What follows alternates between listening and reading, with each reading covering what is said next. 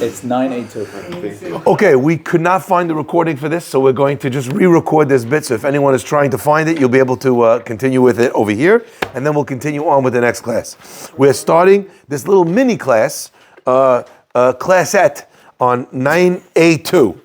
Amar Rabbi Parnach, Amar Rabbi Yochanan. Rabbi Parnach said the name Rabbi Yochanan. By the way, I always thought to myself when you read these Gemarot, like, who decided which names got popular? You don't have a lot of Parnachs running around. I just feel like we should bring that one back. You get sick of Shlomos and Moshes and, Chalas. We need some Parnachs up in here. Okay. Amar Rabbi Parnach, Amar Rabbi Yochanan. Ota shana lo asu Yisrael et Yom Kippurim. The year of the inauguration of the Beit HaMikdash, right? They did not do Yom Kippur. What does it mean they didn't do Yom Kippur? It means that they ate and they drank on Yom Kippur. Vayu doagim v'omerim, and they were very upset. They were very nervous. Shemenet hayivu sonem shel Yisrael kileya. They were worried that maybe the enemies of the Jewish people were going to be deserving. They're going to be destroyed. Whenever we use that euphemism, sonehem shel Yisrael, what we're really saying is that the other way, the enemies of the Jews. But we're really referring to ourselves. Who else used this? We came across this already once before. It's like a lo aleno type. Lo aleno, yeah. So lo aleno, but you really mean that you're worried about you, okay? Right. Who else used this? As we learned in Masechet. Nick fans. We learned in Masechet Ta'anit. He doesn't do this, they do this. It's an No, it's a pasuk. Yeah. Paro says, the Jews, when the milchama will come, when someone is going to come to fight against Egypt, they will jump on ship with the enemy, ve'ala min haaretz, and the Jews will leave the land. What do they really mean? They're going to drive us out of the land. Paro doesn't want to hamsa himself. So what does he say? He says the Jews, they'll leave the land. That's the way people would speak without saying bad things about themselves. As we know, a person always has to be very careful with the words that come out of his own mouth. They were worried that the enemies of the Jewish people would be destroyed. Why would they be destroyed? Because what's the punishment for eating on Yom Kippur? Karet. Can you imagine that? A whole Jewish people scary. Have karet if they got it wrong? I kind of feel like you want to err on the side of caution on that one, right? Yatzita bat kol ve'amra lahen. A heavenly voice comes out, ve'amra lahen, it says, Kulchem mezumanim l'chayei olam haba. You're all welcome to Gan Eden. I mean, could you imagine? Sometimes I just wish. Really what it was? I wish I was there. Is that really what it is? Bat kol. Heavenly voice comes out and says, wow. Welcome. Like loud, like a loudspeaker? Loud voice, like a loudspeaker. Okay? Wow. Bat kol. There's a few times we come across these bat calls. Okay, we had one in the Megillah. Yes, we have one bat call. We have other bat call also when there's a fight between the Chachamim, right? And with the walls of the Beit Midrash, right? Another one. There's a bunch of bat calls that you find. But this bat call comes out and says, you're all reserved, you all have a space in Gan Eden. Like you're not supposed to follow bat call? We don't follow a bat call to prove a halakha. So in other words, let's say me and Morris, two great rabbis who respect each other, are... No. See what I pulled out there? No. Okay? And we're arguing in halakha. All of a sudden Morris says, you know something? If I'm right, Bat Kol should back me up. Bat Kol comes out, backs up Morris. Do we rule like Morris now? That's the exact case that I just mentioned. It was a case of Rabbi Elazar. There was a question about a tanur, a certain type of oven, if it was kosher or not. All the Chachamim argue with Rabbi Elazar. Rabbi Elazar says, what's it called? Tahor. They say, tameh. He says, if I'm right, the Bat Kol should say like me. Bat Kol says like him. What do they say? Still didn't hold it. Lo b'shamayim. The Torah, when he gave over the halakha to the Jewish people, when Torah was given to the Jewish people, we have the right to adjudicate on halakha using the process of halakha taught to us in the Torah Shebal Peh. Okay? So if a bat kol comes out, we don't listen. En mashgichim bebat kol. But here, it's not for a halakha. This is something that already happened. So in other words, if they asked the bat kol, are they allowed to break Yom Kippur? And it said yes, you can listen to it. Here, they already did it based on a halachic exegesis. Let's see. Where did they get it from? Exactly what you asked me, Stanley. My darush, but where did they learn it from? Amru kal v'chomer. They learned from a kal v'chomer. You guys remember what kal v'chomer is, right? Kal v'chomer is if it's true in the light case, it must be true in the heavy case. Amru kal v'chomer, they said kal v'chomer. Uma mishkan she'en kedushato kedushat olam, just like the mishkan she'en kedushato kedushat olam. What does that mean? When we sanctify the mishkan, so you were able to bring korbanot in the mishkan, but when the mishkan was created, something else stopped. What stopped? Bamot. We learned about this actually in the last Masechet. What is it? Bamot. Bamot means a private mizbeach. Okay? So it used to be, time of Avraham Avinu, you wanted to bring a korban, where'd you make it? Wherever you want. Yeah. You build a mizbeach. We find Avraham, Yitzhak, Yaakov making mizbechot all over the place. Okay? So you could build a bama wherever you wanted. Comes time for the Mishkan. Once the Mishkan has a altar, a mizbeach, you can't now build a bama. What happens when the Mishkan is destroyed or decommissioned? We go back to Bamot. Okay? So the Kedusha of the Mishkan is not Kedushat Olam. It's Kedushat Sha'ah. It's not an eternal Kedusha, prohibiting Bamot. It's a temporary Kedusha, while it's in existence. Whereas, when it came to the Beit HaMikdash, so, let's see. When it came to the Mishkan, She'en Kedushato Kedushat Olam, that the Kedusha was not an eternal Kedusha. The Korban Yachid, and the Korban was the Korban of a individual. What are we referring to? The Korbanot of the Nisim. Right? Remember we talked about how they brought the Korbanot to the Nisim. They did the Nisim 12 days. The Gemara said, how do you know it wasn't in a row? Right? That was the last Gemara. Gemara proved that it was in a row because of the days. Ubayom, remember that? Right? So we proved that it was 12 days in a row. What do you have in a 12-day stretch? Shabbat. So you see clearly they brought the Korban of the Nisim, which is a Korban of an individual, lower level Kedusha. And it was in the Mishkan, which was Kedushat of Sha'ah, not Kedushat Olam, not in eternal Kedusha. And still, we superseded with Korban Yachid, Kedushat Sha'ah. So Korban Yachid, low. Kedushat Sha'ah, low. Dochesh Shabbat, pushes off Shabbat. The Isur Skila has Isur Skila that will stone you if you break Shabbat. That's a very high item, right? High bar to cross. Mikdash, a Mikdash, the Beit HaMikdash, the Kedushat Olam, that once the Beit HaMikdash was instituted, even after it was destroyed, like now, we can't build a Bama and bring a Korban. Why? Because once the Beit HaMikdash had a Mizbeach, the Kedusha of the Beit HaMikdash is eternal. So therefore, the Kedusha of the Beit HaMikdash is higher. Mikdash Kedushat Olam, the Korban Tzibur, and the Korbanot that we're talking about over here, that they brought, were the Korbanot of the institution of the Beit HaMikdash, which means that the Korban was a Korban of the Tzibur, of the whole community. Which is that, higher or lower? Higher. So the Beit HaMikdash, higher than the Mishkan. The Korbanot of the Tzibur, higher than the Korban Yachid. The Yom Kippurim Danush Karet, that the Yom Kippur, which the punishment is a punishment of Karet, which is a lower punishment than Sikila, right? Because it's not administered by the Beit Din, it's also not administered immediately, like Sikila is immediate. Karet could be before the guy's 50, okay? Lo kol shiken. They drew the Kal Vachomer from the Pasuk itself. Clear? Yes. Yep, okay. Where is this Pasuk in? Which Pasuk? This Pasuk. Where? Naso. Oh, it's in Naso. The ones about the Mishkan? Yeah. Yeah, about the Mishkan. The Mishkan is in Naso. Yeah. Right? Okay, that's when they brought their Korbanot. Korban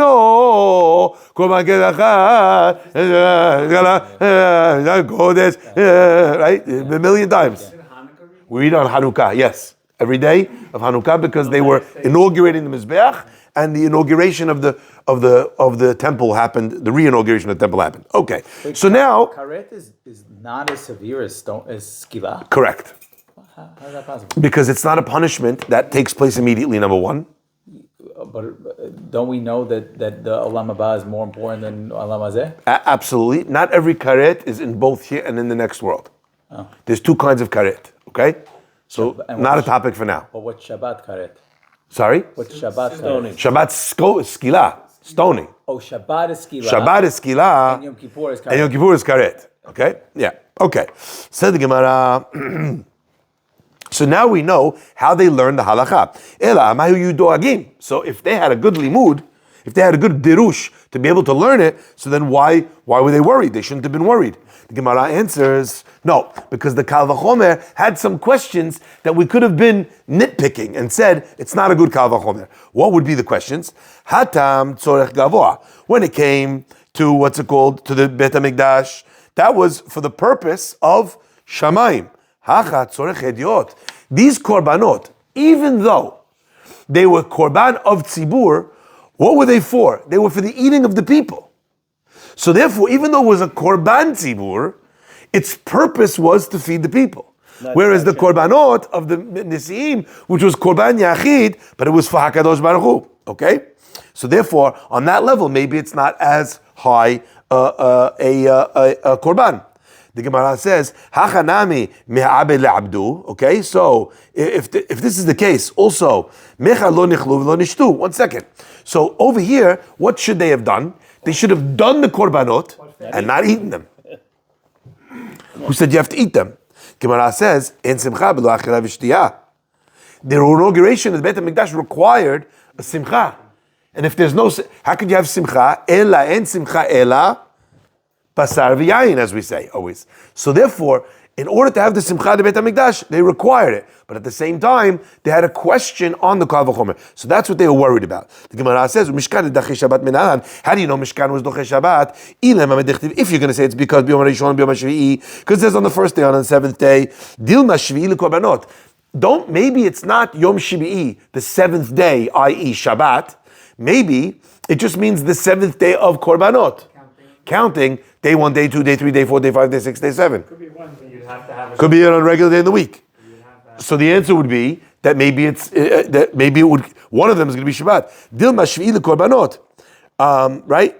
But what the Gemaras actually mean here is that it doesn't not understand that in a 12-day span there's going to be a Shabbat. What it means is that there's 7 days of Korbanot, which means I did Sunday, Monday, Tuesday, Wednesday, Thursday, Friday. Stop, nothing. Sunday, 7th day of Korbanot. So you're skipping a day. Why does it call it Yom HaShibi? Not because it's in a row, but it's the 7th day of Korbanot. Okay?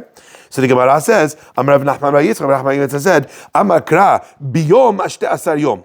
On the day of the 11th day, Ma Yom Kulo Ratzuf, just like a day, the whole day doesn't have an interruption in the middle, right? Af Ashte Asar Kula Retzufim.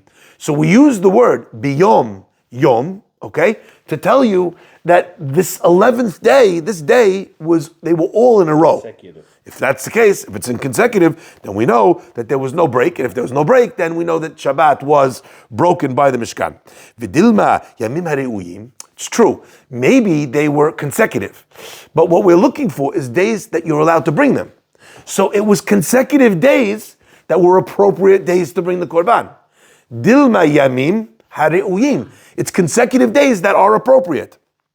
The Gemara says, K'tiv Kara Achrina, we have another pasuk that says, B'yom shnem asar yom. Again, it does the same concept.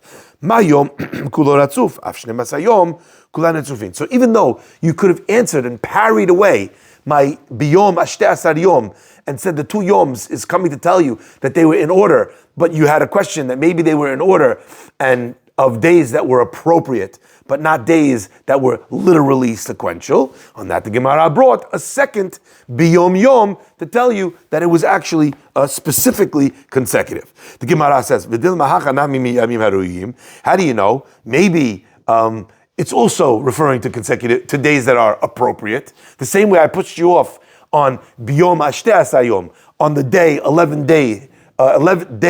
day.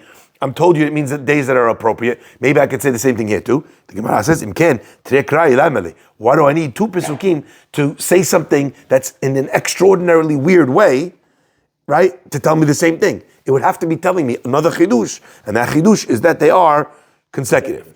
The Gemara says, okay, let's go back. How do we know that the Bet HaMikdash was doche Yom Kippurim? How do you know that actually it was on the day of Yom Kippur? If you're going to say it says Arba Asar Yom V'dil Mayamim Hareuyim, you told me that you celebrated for 14 days in a row. Maybe you celebrated for 14 appropriate days in a row. So the Gemara just pulls the same logic and then applies it over there. Okay? The Gemara says Gamar Yom Yom Mehatam. We learned out Yom Yom from the Mishkan, just like the Yom. Ashte Asar Yom tells you that a day is uninterrupted, and these days were uninterrupted days. So too, this 14 days of the Beit HaMikdash celebrations of Shlomo were also uninterrupted days, which therefore meant that they included in them Yom Kippur. Was Okay? Day one Rosh Hashanah? Sorry? Was day one Rosh Hashanah? What was day one of the inauguration? No, because count backwards. Yeah. Count backwards. Remember, it was 14 days in a row. Right. The second 7 were Sukkot days. Oh, so it's 7 days before, there's 4 days in between Yom Kippur and Sukkot. Yom Kippur would be one of them, but it would only be 2 more days before that, right? Because between Rosh Hashanah and Kippur, is another. right, is 10 days. From Rosh Hashanah is 1, Kippur is 10, right? Okay. Says the Gemara, Yatzta bat kol ve'amra lehem, a voice came out and said, Kulchem muzmanim l'chayei olam haba. You're all invited to Yom Kippur. Just like you know how that voice comes out at the end of the Brit Milah. Everyone's invited downstairs for the, right? That's the voice came out and said, everyone's going to be Olam Haba. We all got seats there in Olam Haba. By the way, what would you pay to hear a bat call like that before you go, or even any time in your life? Yeah, Annie. Uminala da'achilahu. How do we know that HaKadosh Baruch Hu forgave them? Where do we see it? Okay, now we're telling you that that's what happened. That's how they knew. But how do we know? The Tani Tachlifa, because we learned the bright that says, B'yom hashemini shalach et ha'am ve'yivarechu. Sorry, what's Tachalifa? Sorry, that's his name. Oh, that's his name. Yeah. Okay. The Tani Tachlifa taught, another great name to bring back. Okay? Well, maybe you go a double whammy, Tachlima Parnach. That would be an item. The Tani Tachlifa, B'yom hashemini, on the 8th day, shalach et ha'am ve'yivarechu et ha'melech.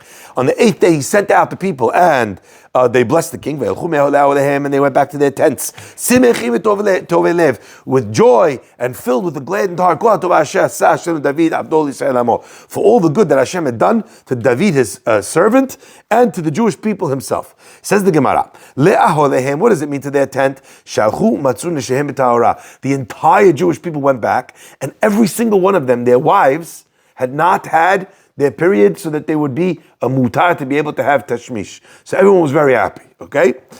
Simechim, what does it mean? Simechim, not just that, you just told me that they went back, le'olehem, to their tents. Why, by the way, why is he saying that tents means the women? We already said this earlier. No, we said that before, excellent. Remember, beautiful. What? Exactly, the limud that we had before. Simechim, what does it mean they were happy? Shinenu miziv hashechina, that they experienced the sight, the shine of the Shekhinah descending to the Beit HaMikdash. That's what it means that they were Semechim. What does it mean that they were Tovei Lev? Every one of the wives, from that time, when they were together with their wives, after coming back from the Beit HaMikdash, their wives all became pregnant and they all had boys. And they called them Tachalifa Parnach. Shekol echad ve'echad nit'abra ishto ben zachar. Al kol ha'tova. What does it mean, al kol ha'tova? The bat kol came out and said to them, Kulchem muzvanim l'chayei ha'olam haba. That was al kol hatova, on all the good that had happened to them. Yes? Rabbi, if this overrides Yom Kippur, why do they have to be forgiven? Sorry? It says, right, so... No. It's not saying they were forgiven. It's saying that they didn't know if they needed to be forgiven. In other words, they were in doubt whether it was correct or not. Because they had a Kal V'chomer, but the Kal V'chomer has a question on it. Right. Okay? The bat kol comes and just doesn't say you're forgiven. It just says Faddal. Faddal to Gan Eden. Your interpretation was right. Your interpretation was right, exactly. But they didn't need forgiveness. Did Shlomo make this declaration? Everyone listened? Is that how it went? Yes. If they were wrong, disaster. it falls on Shlomo. Falls on Shlomo. It doesn't fall on the people. Falls on Shlomo. By the way, we have already legal precedent for this. What's the legal precedent for this? In the beginning, in Sefer Vayikra, in the first parasha Vayikra, there's something called Par He'elim Davar. When Sanhedrin makes a mistake, or when the Nasi, the king, makes a mistake. This would have been an example of that. Right. When they made a mistake in their ruling, okay, and the people did the mistake according to their ruling, so there would have been this problem. But remember, that's just a mistake. Here, they weren't worried about the mistake, they were worried about the onish. The punishment is karet. You don't get out of the karet because of the... Oh, so you still get So the punishment? the question is if it would be... They were worried it's not considered honest. In other words, not only is it wrong, but we all should have known better. What did the judge get the punishment, not them? I'm just imagining, like you could smell the korban, the delicious shawarma, and someone's like, I'm thinking that there's a kal vachomer to be made over here, I don't know. Maybe they were swayed. Maybe they were worried that they were too hasty, or the kal v'chomer. I mean, just think about it. By the way, imagine someone makes kal v'chomer, and there's a question on the kal v'chomer. Who's going to eat with a maybe kal v'chomer? Lingering. It's wild. Did this happen on both times of the inauguration of the Beit HaMikdash? Not that I'm aware of. I don't think that we have an example of this. Although it does say the pasuk by Nehemiah also has a very similar concept. Shuv Elechem la'olechem. But if I'm not mistaken, that was not on this day. Okay, let's continue. Listen, I guess if there's any king that you're going to listen to, it's going to be Shlomo. It's going to be the wisest of all people. Although he also made some very big mistakes. But in his own personal life, not as a ruler. Also as a ruler. Yeah? They lost most of Israel when he Not during Shlomo's time. when he died. Yeah, because afterwards. of all the shrines to his for Moab and all His his wives? foreign wives.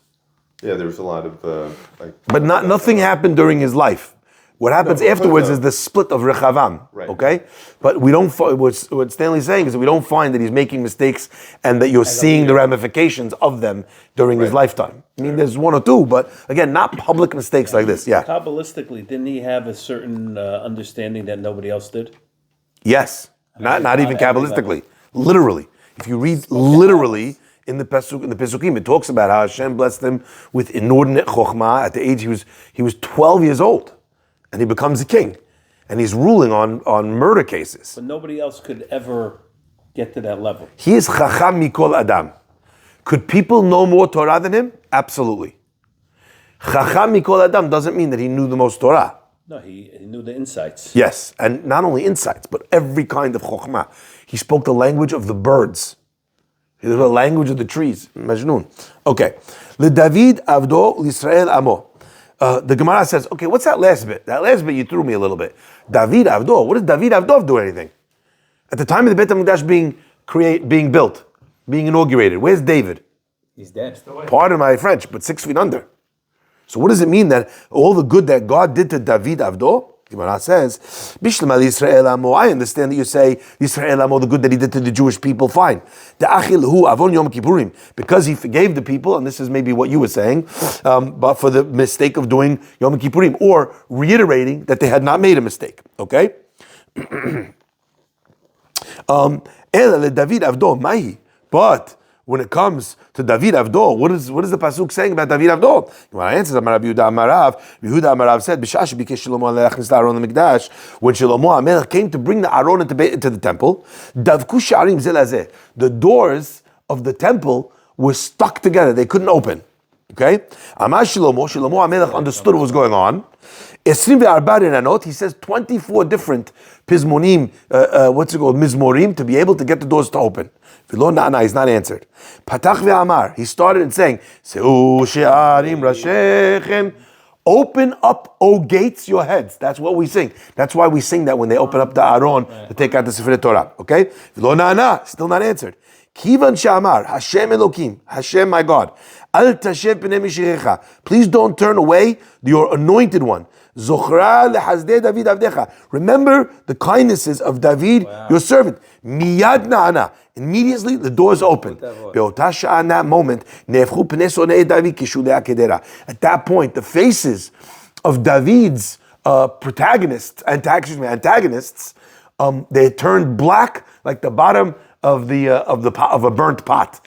Who are we talking about? There were people that felt that David HaMelech should not have risen to power. Who were those people? Obviously the family of Shaul, where Shaul was trying desperately to kill him, not to have him come. You have other people of Mephibosheth, the family of Shimi ben Gera, all these different people that were his enemies, where they felt he should not rise to power, and they also held against him the mistake of Bathsheba. They said, look, you see, he's not Ra'ui. In this moment, when using the invocation of David HaMelech causes the doors to open, which otherwise were not opening, it became clear, Shemachalo HaKadosh Baruch Hu, Aloto Avon, that HaKadosh Baruch Hu had forgiven him for that sin. Okay? Wow. Baruch Hanai Le'olam, Amen ve'amen. Sketch